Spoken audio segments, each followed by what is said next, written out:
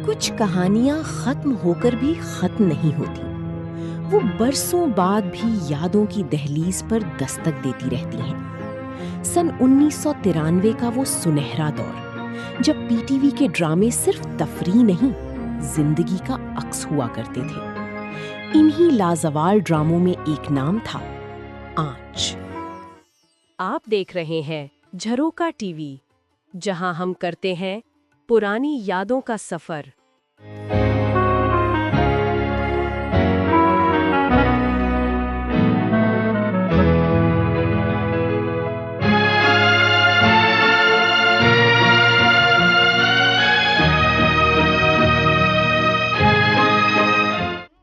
एक ऐसा ड्रामा जिसने घर, रिश्तों, सब्र और दिल के जख्मों की तपिश को इस खूबसूरती से बयान किया कि आज भी उसका नाम सुनते ही माजी की एक नर्म सी लहर दिल को छू जाती है। आज झरोका टीवी में हम फिर से खोल रहे हैं उसी सुनहरी यादों का दरवाजा। सादा सी बैठक, चाय का कप, घर भर की खामोशी और स्क्रीन पर चलती ऐसी कहानियां जो हर घर की कहानी लगती थीं। कराची सेंटर से पेश किया जाने वाला ड्रामा आंच उसी सुनहरी दौर की एक नायाब तख्लीक था। मुसन्निफा नाहीद सुल्ताना अख्तर ने अपने नॉवल को ड्रामाई शक्ल देकर एक ऐसा मौजू चुना जिस पर उस वक्त खुलकर बात करना आसान नहीं था। तलाक, दूसरी शादी, सौतेले रिश्ते और एक औरत की खामोश जद्दोजहद, ये सब कुछ उस दौर में प्राइम टाइम पर दिखाना वाकई एक जुर्रतमंदाना कदम था। Hello. Please. I miss them. I miss my family. देखो अस्मा, ठीक है तुम अपने पेरेंट्स को मिस करती हो, लेकिन यहाँ पर भी तो मैं हूँ, बच्चे हैं, तुम्हारा घर है, फिर सबसे बड़ी चीज ये हमारे दोस्त हैं यहाँ पर। कहानी का मरकजी किरदार है उल्फत, एक पढ़ी लिखी, समझदार, मुतवस्सित घराने से ताल्लुक रखने वाली लड़की, जिसकी उम्र बढ़ने के साथ घर वालों की परेशानियां भी बढ़ती जाती हैं। बोझ बन गई हूँ आप सब पे। नहीं बेटा, ये बात नहीं है। तो फिर आप लोग मेरी फिक्र छोड़ दें।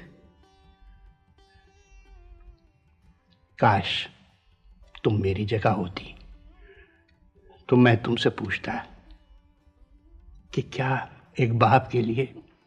अरे बीवी, फिर एक रिश्ता आता है, जलीस, एक कामयाब, संजीदा मिजाज, साहिबे हैसियत शख्स। मगर वो अकेला नहीं, उसके साथ हैं उसके माजी के जख्म और 3 बच्चे। मैंने सुना है कि आप मुलाजमत भी करती हैं। ठीक सुना आपने।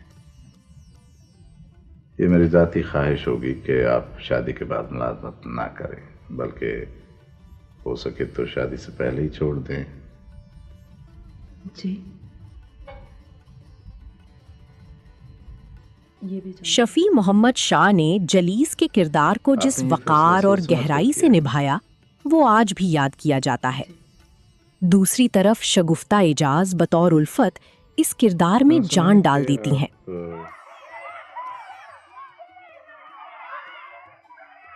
अरे भाई, बहुत बहुत मुबारक हो। ये तो खुशी का मौका है।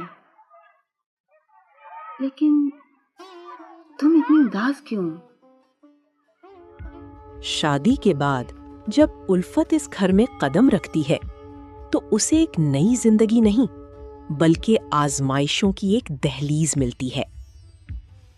कुछ नहीं। मुझसे छुपा रहे हैं कुछ? नहीं, ऐसी कोई बात नहीं है।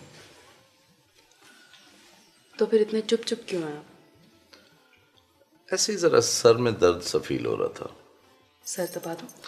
हाँ, नहीं, मुझे कोई पेन किलर दे दो। अच्छा।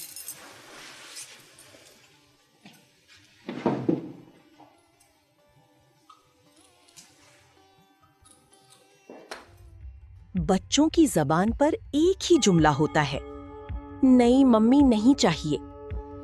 ये जुमला सिर्फ मुकालमा नहीं था, बल्कि पूरे ड्रामे की रूह बन गया। यहीं से शुरू होती है इस आंच की असल तपिश। तुमने सुना नहीं? उठाओ इसे वरना अच्छा नहीं होगा। I damn you. सुनो, तुम इसे यहाँ से उठा के जाओगे आज। अच्छा, खुद उठा लो।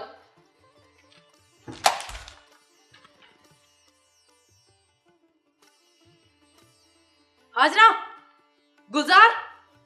हर कमरा, हर दीवार, हर लम्हा उल्फत के लिए एक इम्तिहान बन जाता है। बच्चों का रवैया, जलीस की खामोशी और घर के माहौल की घुटन। मगर उल्फत हार नहीं मानती। वो मोहब्बत, सब्र और ईसार से इस घर में अपना मकाम बनाने की कोशिश करती है। यही वो मकाम था जहां ड्रामा सिर्फ कहानी नहीं रहता, बल्कि हर उस औरत की आवाज बन जाता है जो रिश्तों को निभाने के लिए खुद को जला देती है। हिदायतकार तारिक जमील ने हर मंजर को निहायत सादगी और एहसास के साथ फिल्माया।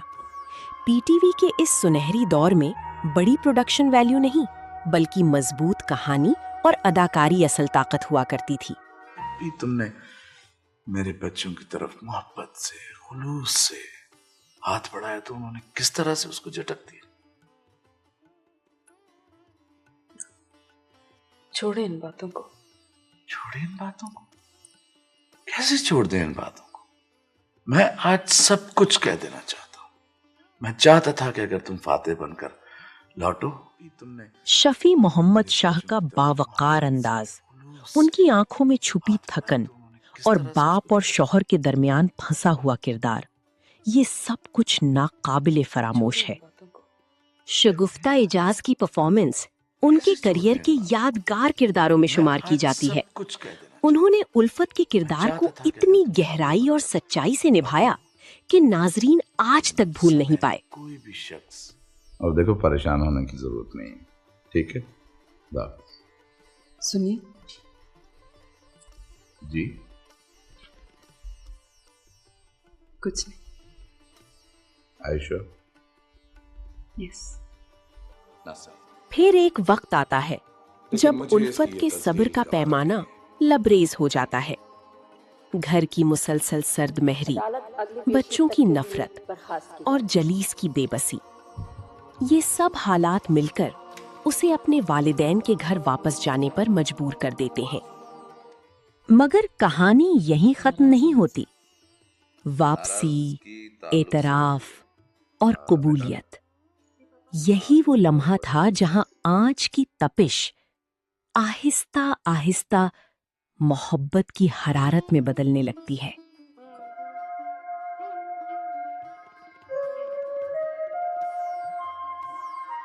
ठीक, मैं तुम्हें सोच कर जवाब दूंगा। अभी तुम जाओ। फिर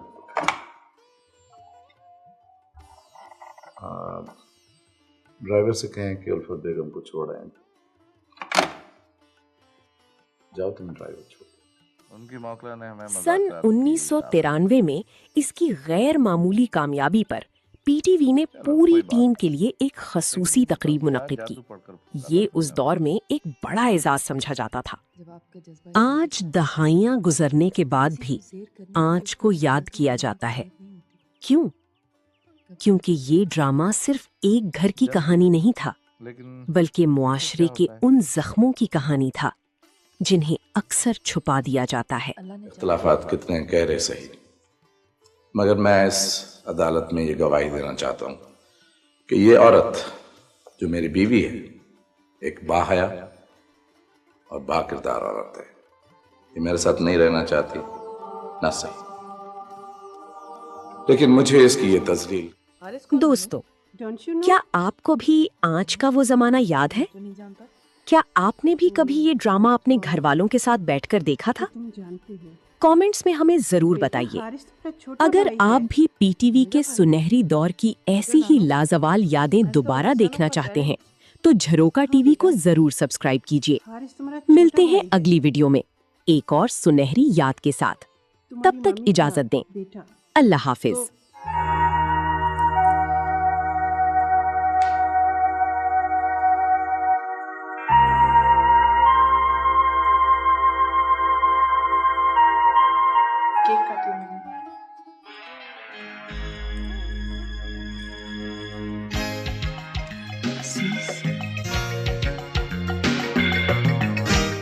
ये है झरोका टीवी, जहां यादें जिंदा रहती हैं।